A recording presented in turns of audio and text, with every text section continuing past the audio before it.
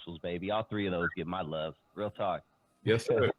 But here's another clip I want to play for you, Lonzo. Before I play this clip, this is one I come across. I just listen to podcasts and YouTube channels all day, and a lot of it is N.W.A. based, Eazy E and all that. But does the name Yomo ring a bell to you? Yomo from Yomo and Marquise? Okay, Yomo and Marquise, is that the name of the group? I know Yomo. I don't know Marquise. Oh, okay, cool. Well, he was on a podcast or a YouTube thing where your name came up. So I want to play this, and I want to see if you have any remembrance on how the Ruthless Records name came to be. So here we go. You know, they told me it was going to be called Rock House Records, because that was the term for, you know, a dope house or a crack house. We used to call it rock houses. And we sitting in a studio. Now, this is at Lonzo's world-class studio. Lonzo was the leader of the record crew. You know, him, Dre, DJ Unknown, Clientele, and Yella. We sitting in Lonzo's world-class studios at his house, and I don't know. I really wasn't feeling the whole Rock House Records. So I'm looking through the papers. That's 1986, and at the time, the movie Ruthless People was out with Danny DeVito. And I said, you know what? Man, why don't we just call it Ruthless Records? Rest is history. I know a lot of stuff was going on in your studio, and in hindsight, it's probably hard to remember a lot of stuff. But do you remember the creation of the Ruthless Records name? Not totally, but I've heard that story before. Yomo was around. Yes, he definitely was around. No doubt about that. At once upon a time, they was bouncing all kind of names out. And Rock House, because Rock House was kind of one of the names. I do remember them throwing around. The exact procedure that led to Ruthless Records, not sure, but it makes sense because that was right around the time with Ruthless People. Very possible, very possible. I would not refute that story whatsoever. Okay, I can't totally support it, but I wouldn't refute it. It sounds very doable. Yomo was around at that time, and because Eazy, he had all kind of names. He was trying to come up with all kind of names for himself. He was going to be called Ewok after the guys from Star Wars. That was going to be short, Ewok. Nah, Negro, that ain't going to work. Okay. I think that's the first time I've ever heard that. Yeah. I mean, when he's saying, because everybody came to my house and it was always the spot where all the thinking was done. Because everything was being bounced off of me. Okay. Everybody was sitting around and no alcohol, no smoking, maybe a bunch of sodas and a box of chicken or some shit for the most part. And they would just bounce ideas. Okay. And if something hit, it would people, okay, I like that. And that's fresh. That's fresh. That was the word back then. Fresh. That's fresh. And if it was fresh enough, shit, it would fly. And as simple as that. Okay. Yomo is a name that doesn't get mentioned a lot. Can you give us a background to the best of your knowledge on Yomo and what you know about Yomo and Malky? Yomo called me not long ago. And let's try to get him on the show. Hold on. Let me call him right now. If he answers his phone. Shit. That's why I love this show, man. We're gonna give Yomo a call. He used to hang out at Lonzo's studio back in the day in the N.W.A. Eazy E, pre-N.W.A. Eazy E days, before Eazy even had a name. Eazy was trying to call himself Ewok. That's so crazy. I'm still tripping on that. Make sure you guys hit that like button if you haven't already. Hit that subscribe button if you enjoy what you are hearing tonight. We're giving Yomo a call right now. Let's see if he will answer the phone. This is Yomo. Leave a message. At the tone, please record your message. When you've finished recording, you may hang up or press 1 for more options. Yomo, Lonzo, what's up with you, Doc? Look here, I'm sitting here on my television show right now, Issues in the Hood with Lonzo. N.W.A. Stories with Lonzo. I got my boy Dusty. He brought up a clip that you played, that you did. You mentioned the evolution of how the name Ruthless came about. He played me the clip, and I just wanted to get you on the phone right quick, but you didn't answer the phone, man. So we're going to call you back, maybe get you on the show, talk about this in more detail. You know you owe me an interview anyway. Holler back if you get a chance to. I'm on the show. I'm on the air till 7 o'clock. If you get this message before then, tap back in. The number going to show up. Peace. Kavit says, Well, I'm E Walker, got bitches galore. You may have a lot of bitches, but I got one. That don't have the same ring to it. Yeah. Yes. Yeah, man. Okay, so so Yomo, what was his role back then that you remember? He was a young rapper, man. He worked with he worked with Eazy them for a while. And I ain't gonna lie, okay? I remember him, but so many cats came through here, I can't remember all of them situations. I know he was supposed to be on Ruthless for a while, and something happened that didn't work out, okay? Or he might have been on Ruthless, and it might have been one of the earlier Ruthless. Let me break down their wiki. They have a wiki page, and maybe it'll drum up some. It says Yomo and Malky were an American hip hop group from Los Angeles, California, composed of Yomo and Malky. They were signed with Ruthless Records, the label owned by Eazy E. Their discography consists of one studio album, which spawned 3 singles. The duo first worked with Eazy E in 1989 when they provided additional vocals to the DOC's debut album, No One Can Do It Better, okay? They were associated with the members of N.W.A, although the duo was not a gangster group. Instead, its lyrics viewed more towards Public Enemy's political style. Oh, now I got to check this album out, actually. In 1991, Eazy worked with them again as executive producer on their only full-length album, Are You Experienced, which was distributed through Atlantic. Yeah, pretty much. Okay, yeah. That's part of Atlantic with Michel'le. Okay, yeah. Okay. Okay. And JJ Fad. Okay. Oh, I'm gonna look up that album just to hear the fact that they have some Public Enemy vibes. Yeah. Okay. That's probably why That's probably what happened. They was on the Public Enemy tip, and then everybody started buying Gangsters. Unfortunately, a couple weeks too late, right? Yeah. We talked about that transition. We talked about that transition from 89, 90. That transition killed a lot of careers, man. It killed shit. It killed all the New Jack sound. And I love New Jack, man. Jack, my favorite time. New Jack was my favorite groove, man. And all of a sudden, what happened? New Jack, what? No more guy, no more Cool Mo D. I mean, for every D, just shoot, gone. That sucked, man. Because Kid and Play, all of that was just so fun. And then everybody's gangsters. It got killed just like disco did, man. They killed New Jack just like they killed disco. Okay, disco. I remember when disco was the shit, and I say disco died because it was kind of disheartening to have your girl, your white girl especially, at a club and she getting snatched around by brothers and shit because white boys was not John Travolta in the club. Okay, that shit was not the same way. You know, you came out there doing that old, and all of a sudden disco sucks, and the disco died. Okay, and all of a sudden it stopped being cool to have fun. Now when the fuck did that happen? It just stopped being cool to have fun, and I'll watch it happen so fast in the club. Because I was on tour for a minute, came back to the Eve. We had about a 3 or 4 month gap on some shit, and I opened the club back up for a minute, and I go over to the club wearing my normal clothes, man, and I came back and I had to take my suits off, man.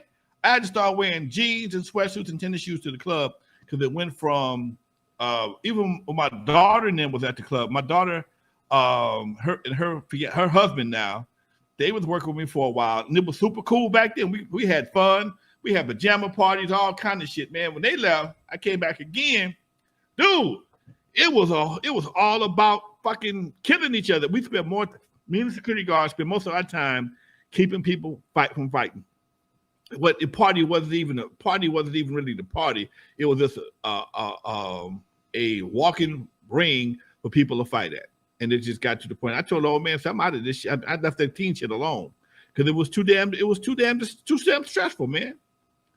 It was too stressful. Yeah. And they just like they killed off disco and which was another fun era. Okay. Disco was a very fun era. They killed off New Jack and then the haircuts and brothers wearing real clothes and shoes and dancing. Look at New Jack's. No, I'm sorry. Look at New Jack City. New Jack City is probably the best example you'll see film-wise of an era because New Jack City was right there in the middle. In New Jack City, to see the first scene, they playing basketball in in dress shoes and slacks. We did that shit.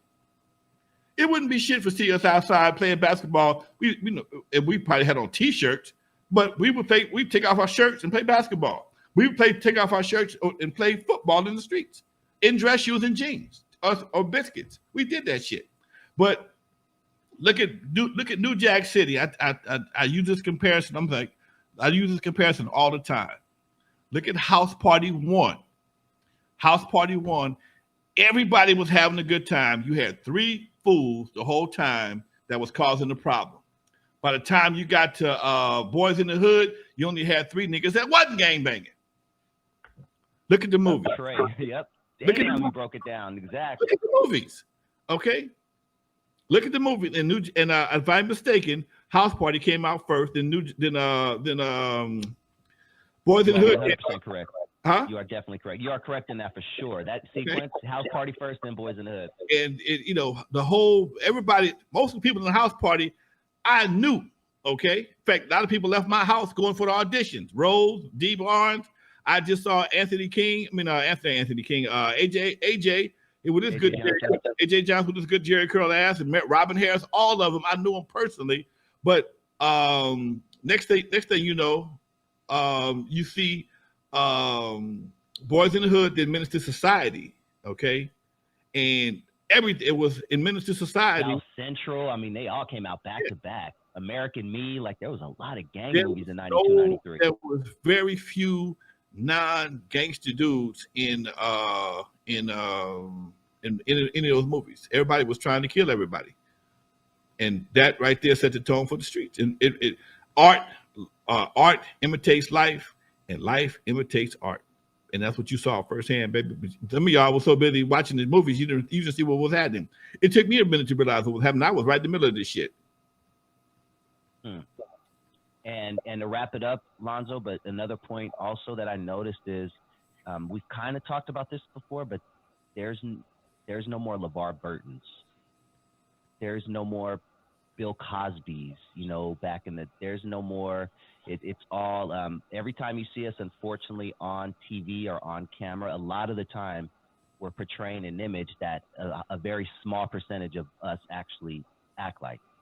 Man, I watched some of those Tyler Perry movies or movies on the BET, and everybody's a gangster. Even the pastors is gangsters. The family. Everybody got something reason to die or kill for. They got all these brothers mad, smoking cigars and clean and shit. All the women got the super weaves in their hair and shit. And Negro, where y'all get that from? But again, BET ain't owned by nobody with no B in them, so therefore they do what they want to. And somebody said that was going to happen. I forgot who it was. They said that was going to happen when Bob Johnson sold BET to Viacom. He said, "Watch, all the imagery is going to change to a negative vibe because you ain't see no Donnie Simpsons on there. You ain't no music video shows no more. You don't see none of that shit. All you see is I was complaining today. Housewives, basketball wives. You stay out of my business. If you see my business, you just stay out of it. Nobody does that shit." Even Lonzo, oh my God, dog. I hate when I'm listening to radio commercials and there'll be couples talking or they'll be interviewing people and you could clearly tell the black actress. It's like they almost tell her to over accentuate the ghetto-ness and the ratchetness and yeah. It's like, that bothers me. I pointed out to my wife all the time when I hear it, dude. I tell you what though, man, this shit spilled into the streets because when you run a male exotic club, you see women imitating that same thing in real life. Okay, you see the same attitude, girl. What the fuck is wrong with you? Yeah. Talk to the hand. Yeah. Ugh! Ghetto ass shit, man. But that they set the tone for what they think we're supposed to look like, how we're supposed to act in public, and so we bite into that shit, man. Here's the bad part about that: we know better, but we still bite into it anyway. We know better. Damn. We know about the prison industry. We know the pipeline, the prison. We know all about that, but we still play the game. We know all about the negative imagery. We still buy into that shit. We still buy it. Put it that way. Yeah. Okay, man, we almost out of time, Dusty. Yeah, I know we only got a couple more minutes. Marlon had a quick question. He says, did you know Full Force? Nope, didn't know Full Force. Okay. When Russell pissed me off and that Run DMC played for Uncle Jam's Army, he tried to give me Full Force as a token of appreciation, but nobody. I ain't never played a full force song in my life. I played Lisa. Never played a full force song in my life. They didn't do well in LA. They're great producers, great songwriters, but as an act, they didn't that buff thing, the ugly buff dude thing didn't work for us. LA was not feeling that shit. I can name one full force song, but I do know they produced for the likes of Britney Spears and Christina Aguilera and a lot of people. Yeah. As a group, they didn't know you can't just flex and have a Jerry curl with big lips, and that ain't working. I'm gonna kick your fucking ass. That was cool. Okay, they did 2 movies like that. Even they did the second one in college. That was cool. Okay, but they were still only the only 3 antagonists, and they were the police it was security guards in the movie. That's right. They were security guards. Okay, so that tells you Mom got him a job. That's right. Mom got him a job. Okay, but again, when you look at now, you see college movies.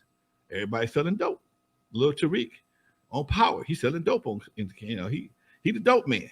Okay, so you giving people ideas on how to ruin their college career. Okay, through television. Okay, that dude. But again, I was telling somebody earlier. I have these conversations all the time, almost every day. If we don't say nothing, they ain't gonna say nothing because they figure silence is approval. N.W.A ain't gonna say nothing because Viacom probably donate money for trophies and shit. You got too much sponsorship, man. You got a lot of sponsorship. A lot of things ain't gonna get said because of money. I ain't got no sponsors. We count down to nobody. We tell it like it is, man. I ain't got no sponsors, so I can tell it like it is. Yeah, all right, we good. Always a pleasure, Lonzo. Every Tuesday, make sure you guys tune in on Fridays to Legendary Connects with Lonzo and Dr. Dre, the Dr. Dre from the East Coast. Always a pleasure, man. Much love, Doc. Also, man, if y'all didn't know it, my movie Compton Love, Eve After Dark, made it to the Pan-African Film Festival. Will be airing, Dusty, on Friday, September 17th at the, I forgot the thing, with the old Magic Johnson Theater. If you can make it, come on through, man. Y'all in California, Friday, 8 o'clock show. We got a prime slot, Friday, 8 o'clock, Pan-African Film Festival, Compton Love, the eve after from Compton to the Super Bowl will be premiering at the Pan-African Film Festival. I'm gonna get back just in time from New York to be at my premiere at the premiere. So, folks, anybody that can make it, please come on out. Dusty, let me know. I got you covered, Doc. Oh, it's a done deal, baby. We're gonna make this an event. I can't wait, dude. So we got 2 movies. I might be I'm gonna be in New York 1 week for say September. You said September, but no, you mean February? February 17th. Oh, thank you. I'm like 9 months away. That's an early plan. Oh, February 15th. February 17th. 17th. Friday. Okay, Friday. Yes. Okay, I'm good. Friday. Okay, cool. Friday. Perfect. So anybody in LA that's on the chat room, please come through. Support the movie. I'm gonna pack the theater out. I'll be doing a Q&A after the event. Tell me what y'all think. And I'll get with you offline. We're gonna make this official, man. I can't wait. All right, folks. Much love to everybody. Thank y'all for watching, Dusty. I'll see you next week, God willing. In the meantime, folks, thank y'all for watching this another episode of N.W.A. Now without Alonzo. Stories with, hey, baby, that's how we do it. Chat room, much love to you. See y'all next week. Peace.